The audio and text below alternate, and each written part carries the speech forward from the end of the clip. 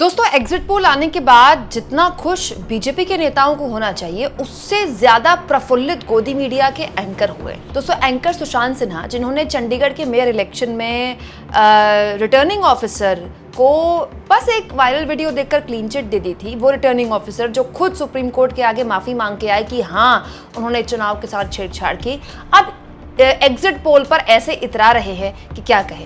कैसे सुशांत सिन्हा को रवीश कुमार ने तगड़ा जवाब दिया, और कैसे दोस्तों सुशांत सिन्हा जैसे एंकर एक नैरेटिव सेट करने में पिछले 10 सालों में ही नहीं, चुनाव के दौरान ही नहीं, एग्जिट पोल के दौरान भी और नतीजों से पहले भी एक गेम खेल रहे हैं।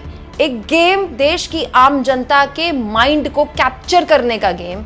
ये सब कुछ मैं आपको बताने वाली हूँ। दोस्तों, ये तो आप जानते ही हैं कि कांग्रेस पार्टी ने आरोप लगाए हैं, जयराम रमेश ने आरोप लगाए हैं अमित शाह पर कि उन्होंने कई अधिकारियों को फ़ोन किए, 150 डीएम्स को फ़ोन किए और धमकाया उनको। एक तरह से ये कहा कि चुनावी नतीजे जो है वो हर हाल में बीजेपी के पक्ष में आने चाहिए। मतलब इस तरह के आरोप जयराम रमेश ने अमित शाह पर लगाए, जिसके बाद चुनाव आयोग ने उस शिकायत का संज्ञान भी ले लिया कि आप बताइए कि वो 150 अधिकारी कौन हैं। अब दोस्तों, ये मामला कांग्रेस और बीजेपी के बीच का है ना। बीजेपी पर कांग्रेस ने आरोप लगाए हैं, चुनाव आयोग ने संज्ञान लिया है, वो दोनों जाने, लेकिन बीच में कौन कूदा? सुशांत सिन्हा। देखिए, सुशांत सिन्हा कैसे विपक्ष का मजाक उड़ा रहे हैं। पहले ईवीएम हैक का रोना रोते थे, अब डीएम हैक होने का रोना रो रहे हैं। एक बार मन बना लो कायदे से भाई कि हैक हो क्या रहा है, गजबे है। दोस्तों, सुशांत सिन्हा ने जिस तरह से विपक्ष का मजाक उड़ाया एग्जिट पोल के बाद, इस पर लोगों ने भी उनको ट्रोल किया है। जैसे देखिए, ऋषि चौधरी उनकी इस बात पर कहते हैं, पहले पत्रकार होने का दम भरते थे, अब चाटुकार होने पर गर्व करते हैं। एक बार मन बना लो कायदे से भाई कि तुम हो कौन, गजबे है। दोस्तों, संदीप मनुधानी लिखते हैं, मीडिया पूरा हैक है, तय है। दोस्तों, इसके अलावा प्रताप सोलंकी लिखते हैं, पत्रकार हैक हो रहे हैं जो भाजपा के चरणों में अपना दिमाग दे रहे हैं। शिल्पी परिहार लिखती है, चाटुकारिता करते थकते भी नहीं लोग, पता नहीं इस सिन्हा का ईमान कब जागेगा। इसके अलावा अनुज तोमर लिखते हैं, पहले मीडिया घुटनों पर था, फिर मीडिया ने नाक रगड़ी, अब मीडिया तलवे चाट रहा है, तभी तो 161वां रैंक लेके आए हैं। पत्रकार का काम होता है लोकतंत्र का एक मजबूत स्तंभ बनना और अधिकारियों को इस तरह लोकतंत्र को सरकार के इशारे पर बर्बाद करने से रोकना। वहीं इन एग्जिट पोल्स पर पत्रकार और पूर्व सांसद शाहिद सिद्दीकी कहते हैं, मैंने 1 हफ्ते पहले चेतावनी दे दी थी कि ये एग्जिट पोल फ्रॉड हैं, इनसे दूर रहो, पर ज्यादातर लोग माने नहीं। अब अपनी नींद खराब करके ब्लड प्रेशर बढ़ाकर 4 जून का इंतजार कर रहे हैं। मैंने जीवन में 1962 से कई चुनाव देखे हैं, लड़े भी और लड़ाए भी। ये एग्जिट पोल केवल तुक्के होते हैं या फिर चुनाव को प्रभावित करने के घटिया हथकंडे, परंतु पढ़े लिखे लोग भी बार बार इस जाल में फंस जाते हैं। सबसे पहले तो दोस्तों, इस देश में कुछ हैक हुआ हो ना हुआ हो, पिछले 10 सालों में इस देश की मेन स्ट्रीम मीडिया हैक हुई है ऐसे एंकर्स की वजह से, जो एक दौर में एनडीटीवी में जब काम करते थे तो रवीश कुमार के परम भक्त होते थे, और आज किसके परम भक्त है तो हम जानते ही हैं। और ये सब करने से ये मत सोचिएगा कि केवल उनको कुछ सैलरी वैलरी मिल जाती है, बहुत भारी फायदा मिलता है। दोस्तों, सुशांत सिन्हा को आज से मैं 2 साल पहले कहती थी गोदी मीडिया का उभरता सितारा, लेकिन आज सुशांत सिन्हा गोदी मीडिया के सबसे पावरफुल एंकर्स में से हैं। क्या आपने एक चीज़ नोटिस की? जो इंटरव्यूज़ देने का सिलसिला मोदी जी ने शुरू किया, करीब 80 के करीब इंटरव्यूज़ दिए मोदी जी ने इस पूरे चुनाव के दौरान। एक चैनल को 3-3 इंटरव्यूज़ दिए, लेकिन जो शुरुआती दौर में जो सबसे पहले इंटरव्यूज़ दिए उनमें से एक टाइम्स नाउ का चैनल था, जबकि टाइम्स नाउ नवभारत का जो हिंदी चैनल है उसकी टीआरपी कोई बहुत धमाकेदार नहीं है, टॉप 2, टॉप 3, टॉप 4 में भी नहीं है। 1 तो खैर छोड़िए, 5 या 6 के नंबर पे टीआरपी रहती है टाइम्स नाउ की, लेकिन फिर भी उस चैनल को न केवल मोदी जी ने बुलाकर शुरुआती दौर में इंटरव्यू दिया, मतलब बहुत ही शुरुआती, आज तक से भी पहले टाइम्स नाउ को इंटरव्यू दे दिया, बल्कि उस इंटरव्यू में सुशांत सिन्हा को बिठाया गया।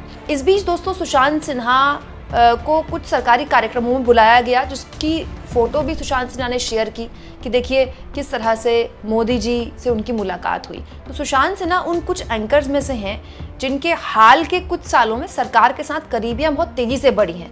इसके लिए जो प्रयास सुशांत सिन्हा के थे वो न केवल उनके शो के दौरान थे, बल्कि उनके यूट्यूब चैनल के दौरान भी थे। मतलब सुशांत सिन्हा यूट्यूब में भी वही काम करते हैं जो टीवी में काम करते हैं, मतलब डबल धमाका। इसीलिए दोस्तों, सुशांत सिन्हा विपक्ष के मजाक उड़ाने का काम बीजेपी से आगे जाकर कर रहे हैं। सवाल ये दोस्तों कि अभी तो नतीजे आए ही नहीं है, फिर ये गोदी मीडिया वाले इतने ज्यादा कॉन्फिडेंट क्यों हैं? मतलब इतना ज़्यादा ये लोग कैसे उत्साह में हैं कि जो एग्जिट पोल दिखाए गए हैं अंत में नतीजे यही होने वाले हैं। और अगर नतीजों को लेकर कोई अपनी शिकायत, कोई अपना कंसर्न विपक्ष रख भी रहा है तो इनको दिक्कत क्या है इसमें? इस पूरे के पूरे मामले में दोस्तों पत्रकार रवीश कुमार ने अपनी बात रखी है। दोस्तों उत्तर प्रदेश के यूट्यूबर और पत्रकार हैं अनिल यादव।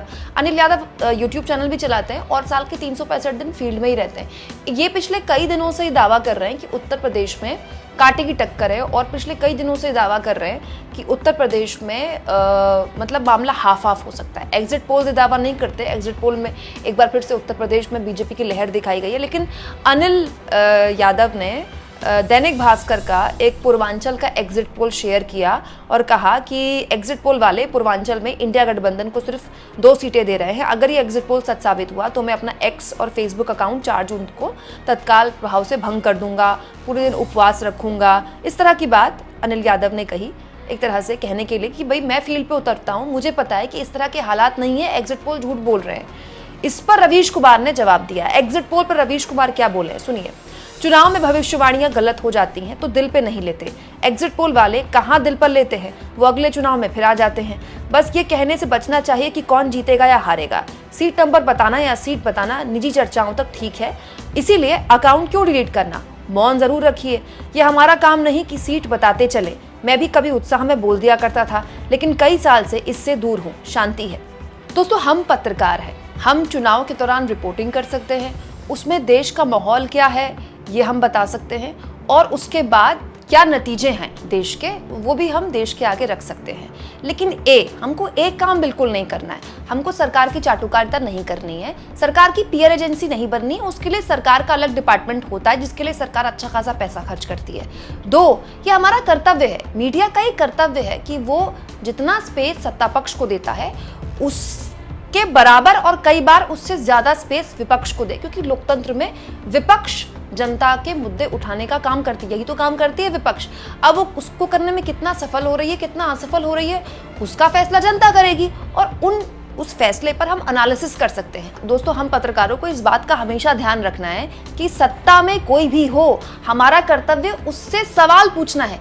दोस्तों चाहे सरकार कितनी भी मजबूत हो या चाहे सरकार गठबंधन की हो, हमारा काम है उससे सवाल पूछना। हमारा कर्तव्य खत्म नहीं हो जाता। अगर जनता सरकार के साथ है, अगर जनता 400 प्लस किसी पार्टी को दे रही है, किसी गठबंधन को दे रही है, तो भी हमारा काम मजबूती से जनता के सवाल उठाना है। बहुमत जो तय करता है लोकतंत्र में वही होता है, बिल्कुल सच्चाई है दोस्तों। लेकिन फिर भी जिसके जो कर्तव्य वो थोड़ी भूल जाएगा।